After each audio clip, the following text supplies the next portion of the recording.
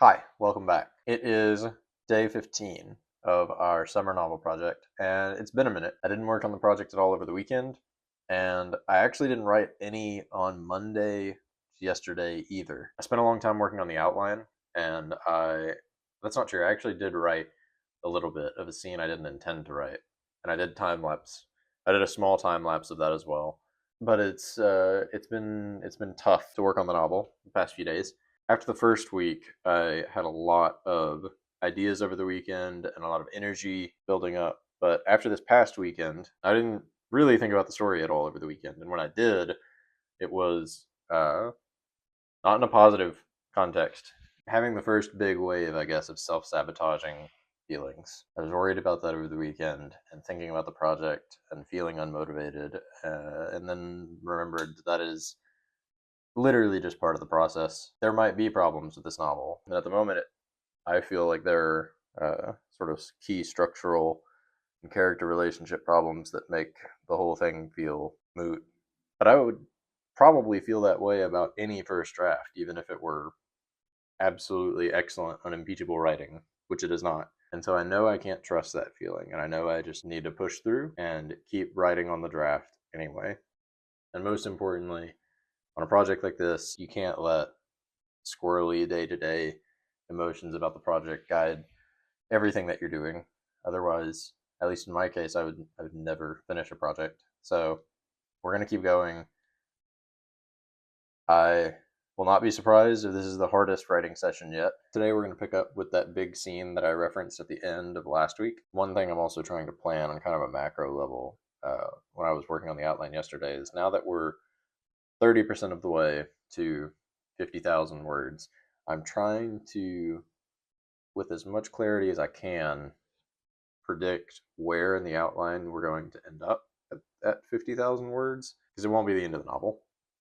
The novel will be likely more like 100,000 words. And so I'm trying to predict, are we going to end up at the midpoint? Am I just going to get to the end of part one? Where am I going to be at 50,000 words? In any case, we'll see how much we can get done today. We'll aim for our 1,600 words and go from there.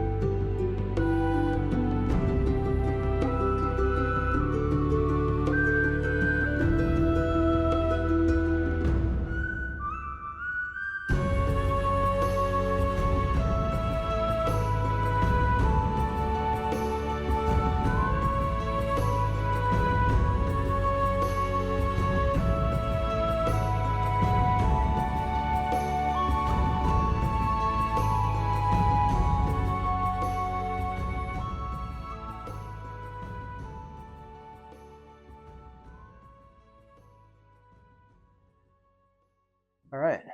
Decent writing today.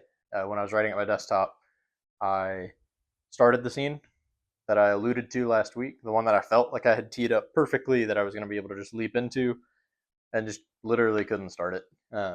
Few false starts with different sentences, and I tried to just force it to work snowplow style. Couldn't hack it, so I tried a different scene.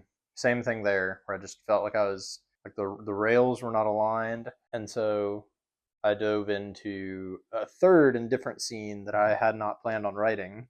Basically, there's two characters who we know are separated in the primary plot of the story. One of them is kidnapped, but we know that they are a couple, and there's a series of flashbacks that detail sort of them falling in love and what happened there and why these two care about each other so much. Blah blah blah. Sort of a romance subplot happening in the past that we know one of the characters present day, and as we get introduced to more and more of those flashbacks, we get to see why that character sort of on this vengeance quest. The goal with these is essentially to take something that we already know from the present plot, which is that one of these characters is searching for her husband who has been kidnapped by this armed group, and the flashbacks serve as a way to sort of humanize her husband and make us care about him too and care that he's been kidnapped. Anyway, all of that to say, I wrote 1,754 words. That puts our total. So I wrote 1,754 words. That puts us at 16,761, which is pretty cool. And that is roughly 34% of the way to 50,000 words. We are clawing our way up there. We're getting there. We're getting somewhere. So I will pick this up tomorrow, and I will attempt to. I don't know if I'll carry on that plot or if I'll attempt the other scenes. A second ago, I mentioned in the before segment that I spent a lot of time working on the outline yesterday, and there are some scenes that I've sort of rearranged. I don't know. I feel a little bit more unmoored this week so far. We're gonna try to grab the reins and kind of ground it back. I need to quit worrying about macro level things so much and just get back to like eke out some pages today. Sitting there worrying about it and thinking about it isn't going to fix it overnight. And even if I do keep thinking about it in the back of my head and come up with some great solution in a few days, this work will still have been good to do every day. Easiest trap in the world to tell yourself that you're gonna fix it. You just need more time to think. Might be true. Doesn't mean it's not still good practice to sit and write if you can. I think that's what works for my brain at least. I know I need the practice. So good day. Happy about it. Happy we got to our word count. This happened in real fits and bursts. That first session at the desktop, I got a few hundred words written, took a break, came back to it later, wrote a few hundred more, and capped out at like just under 1,000, and thought that might be it. And then here tonight after dinner, I decided to give it one more go and spent a little bit longer at the laptop and got a few more hundred words eked out. And then the scene really started flowing, and it is exciting. I mean, I've known how these two characters work together in sort of a plot structure way for years now, but it's interesting sort of actually making them interact and have dialogue. And it's really interesting to write the first versions of them talking together when they're meeting each other, literally meeting each other for the first time. It takes something that's been theoretical in my head for a long time, just a theoretical plot element, and is forcing me to really fill in, especially the other character, the husband, with a lot more personality.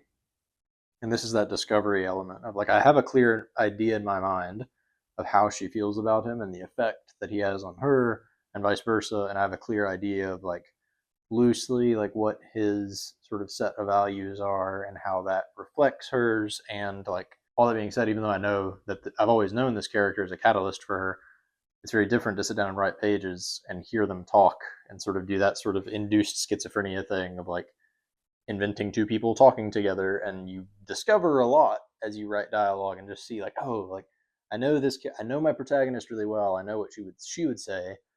And so what plays nicely against that and still fits within this core set of values that I know the character is meant to represent. It's a really interesting, it's that alchemical part of the process where You've got the very like crafty form part of this where it's like I need a character to do X, Y, and Z, and you know exactly what dramatic function that character is going to do. George Saunders would phrase it as you know what work that character needs to do, dramatic work for the story. But injecting them with personality is such a discovery gardener part of the process for me, and it's always really fun and interesting and a little mysterious to like engage in that process and see the characters come to life as you're just like injecting your unconscious into them. I don't know, man. Writing's crazy. Good day. A kind of day that even though it started out tough, it made me excited to come back to this project tomorrow. That's all I can ask for. So thanks for checking in. I appreciate it. I hope you got something out of this. And if you didn't, thanks for sticking around anyway, I guess. And I'll update you again later this week.